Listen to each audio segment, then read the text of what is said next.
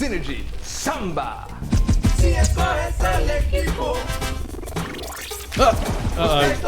Yeah, okay, so you caught me doing a samba. Well, it wasn't really a samba, more of a mumba, rumba, more of a jumba. I don't know. It was some sort of convulsion of some kind. In any case, go over to Dorky Diggity Dave's channel, Dork Lessons as we know him, and watch the Synergy Samba. I certainly had a little dance with Eduardo, and I strongly advise you to have a little dance with Eduardo when you get a chance to watch the video. But this video is not focused on Dave's amazing content. It is focused on 6-star champions and which ones you should focus on or hope to get when it comes to opening your 6-star basics, and to a lesser degree, what are the best featured 6-stars to get as well. Let's dive into the best 6-stars in Marvel Contest of Champions. Straight off the bat, you may realise very quickly that there aren't a huge amount of 6-star champions currently in the basic pool, and obviously to a lesser degree the featured pool. And the vigilant among you will notice that there are predominantly more skill and science based champions that have been added in the last month to this basic pool. Either way, with most pool updates that Kabam do, there's going to be some amazing champions and there's going to be some less than amazing champions that are added to these crystals. I'm not really a big fan of the mutant line that they have put in, and it does seem that they haven't got a stronger representation. In the mutant line, the champions that I see as being some of the best 6-stars are Storm, Bishop and Cable. If I was to put them in a kind of top 3, it would be a case that Storm would be at the bottom at 3, Cable would be a 2, and also Bishop would be a 1. That could be a little bit biased from myself because I have Bishop, but there is kind of both usage for them in a kind of an equal plane, so they're kind of equal first in my opinion. But starting off with Storm, she's a very easy to use champion, good stun, fantastic stun, great stuff with conduit when we're hitting off that shock damage, absolute gem, and if you get her, you'll probably really enjoy her. Next up we got Cable, you know, power gain, regeneration, degeneration, true strike, there's lots of things going for this guy. Alliance Wars defense I've seen him in, lots of different things and content can be used for. Yeah, a great champion, good champion to get. Hopefully you get him. If you do, you shouldn't feel that you have been given a sore, kind of a sour taste in your mouth. This is a good champion. And finally, on the mutant line, we've got Bishop. I have a Bishop myself at 6-star. I find him really effective, especially when I'm using things with prowess. Am I going to be making the decision to do energy damage as opposed to building up the prowess and hitting out with more extensive L2? Sometimes it's balancing between them.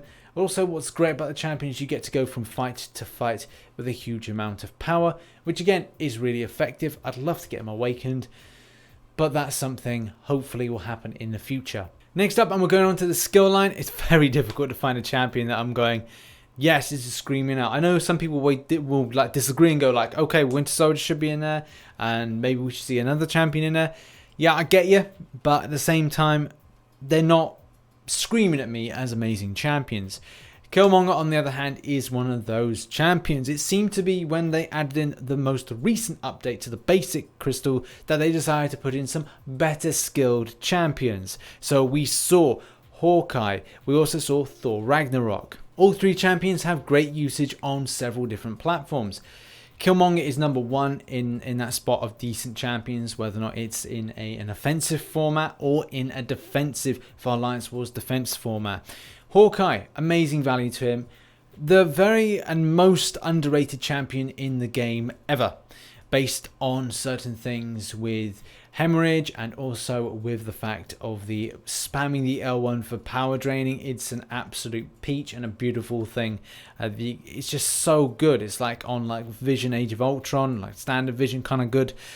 So yeah, a lot of players do actually enjoy him. It would be great to see a buff. The closest thing we've had to that is a synergy with Taskmaster, allowing extended periods of that hemorrhage, meaning that the bleed is more extensive. So if you do want to pair him up with Taskmaster in a synergy to make him a lot more effective. We've also got Thor Ragnarok. I'm a little bit on the fence with that champion. I've got him as a 5-star, and I'm still under that impression that he's really good. But when that signature ability is just right there at the highest point, does he become the proper god that he should be? Now it makes a change for the science line, especially in this 6-star basic being so fresh. That is so darn good. To start off with, Captain America World War II. real powerhouse, strong on the perfect block. Great champion to have, especially when you're getting through a lot of content that maybe require, you're taking a lot of damage, dishing out a good bleed. There's lots of things going for Captain America World War II that players really like. Then we've got Red Hulk. The buffs that have been done to this champion really make him so much more stronger, so much more effective, really enjoyable for players. Damage output is good. There's a lot of positives. And likewise, Luke Cage goes hand in hand with Luke Cage. I absolutely adore Luke Cage. And 5-star would like him, and as well as a 6-star. Damage output, fantastic as well. We're putting in stuns, fatigues, great stuff.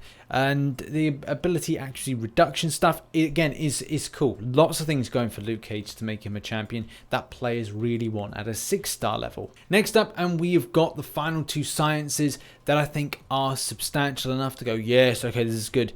You could say that Sentry's buffs do make him a decent champion now. But to all our players, they still see that he hasn't been given that godlike status that I think players would like to see. Don't get me started on the Carnage side of things, because I know players are quite passionate about that. But when it comes to Void and Hulk Ragnarok, it does mean that it's a great addition to really fantastic champions. Quite difficult champions to face off against, especially when it comes to being in a defense format. But an attacking format, players love these 2 champions. And also, the thing to mention is we have got a really substantial synergy being created. We have got Thor Ragnarok, we've got Hulk Ragnarok, we've got Loki and Hela in the same crystal, which is, if you manage to get all those 6-stars, you're going to be rocking some really decent synergy work. So if anybody ever gets that, respect to you. But obviously this is very early days, and chances are that people would have their first 4 6-stars being those, very slim to nil. So if you've got them, wow, you are incredibly lucky, whoever you are. Next up, and we see great disappointment in the Mystic line. This is one of the most disappointing starts to the 6-stars. The only saving grace in this is Morningstar, and obviously to a lesser degree Guillotine. And Guillotine's good, there's no disrespect there, but when it comes to champions that you would then want to further develop, and people really do resonate with Guillotine as a champion, but I don't think she's there in popularity based on a lot of maybe stronger mystics that players will go, yes, I want to latch onto this, I want to make it a go-to champion. It's not there anymore. But Morningstar is the saving grace of the Mystic line in the 6-star. It's something that I think Kabam should address next time they're going to add anything more to the basic, but I don't think they will. Next up, and we've got the Cosmic line. There is a strong like towards Angela, and my own opinion on this one, and I don't know if it's shared by everyone else, and that is King Groot. And I have got a 6-star King Groot.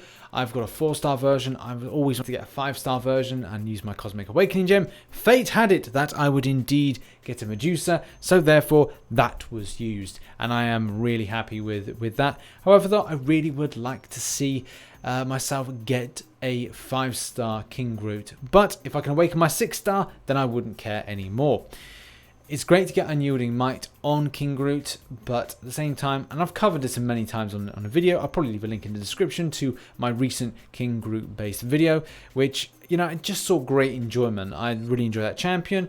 Would like to use him a lot more, but he's doing a lot of stuff in things like Alliance Wars, so I don't get to use him quite as much. Either way, it is nice to have such a fantastic champion. Shrugs off debuff effects, gets Furies from time to time, builds armor breaks, gets regeneration off the L3. Great, even without an awakening. Oh, and if you've got Furies on, then you can stack 2 poison effects, putting in a great amount of damage. Over to Angela, and Angela is equally fantastic. We have got things like regeneration. We've got as well cruelty. There's so many things going on that shows an amazing damage output that players really do love. Now you could argue that Hela as well as Drax and Gamora could be decent champions, but I just don't see players overly going, yes, these are champions that I'd like to see. They gain popularity. Players will still use them within their rosters for things like arena grinding and maybe to a degree doing some stuff with other content. But it is all about the ones that I mentioned with King Groot as well as Angela. When it comes to the tech line, a lot of players may differ on their opinions. It is very chalk and cheese. It is very difficult, and also riling up players is not a very good thing. But there are champions that people like. The 3 up here are Yondu, as well as we've got Nebula, and finally we have got the lovely Green Goblin. Some players may use a Green Goblin as 6-star to be a little bit of a frustration on the right node. Nextly, we have got Nebula, and Nebula's fantastic. I've seen so many decent shots and kind of stuff with the use of shock, the regeneration side of things, that make players go, yes, decent champion, especially with, I think, a synergy group that could be worked in with this. I've definitely seen some stuff with that. And finally, Yondu. Yondu can be a bit of a pain from time to time. Either way, people aren't screaming out for these champions, but they are screaming out for one champion. And that is Sentinel. Now, I know some people will say, we're not screaming out for Sentinel.